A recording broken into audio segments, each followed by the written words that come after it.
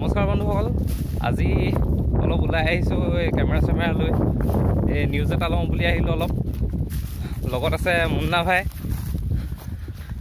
এইজন আমাৰ মুন্না ভাই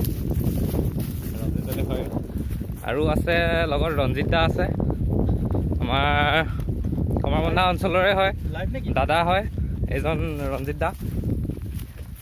এই ভাইটিতে বহুত কষ্ট কৰিছে মোৰ লগত। মই ইউটিউব চেনেল এটা খুলিছোঁ, আমাৰ এটা গ্ৰুপ এটা আছে, ফেচবুক গ্ৰুপ, আৰু গ্ৰুপে ইউটিউব চেনেলটোৰ নাম ৰাখিছোঁ গ্ৰামাঞ্চলৰ টুকুৰা বাৰ্তা।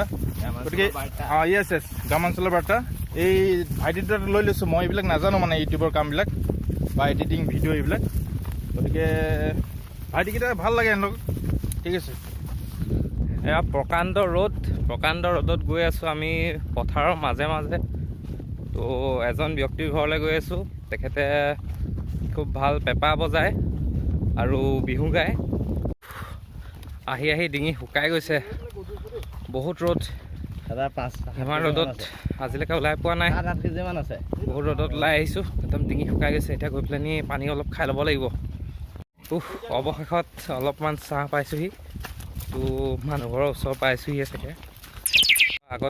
আগতে এইবিলাক ৰাস্তাত অহাও নাই, এইফালে দেখিও পোৱা নাই আগতে এইবোৰ ৰাস্তা, ফাৰ্ষ্ট টাইম আহিছোঁ।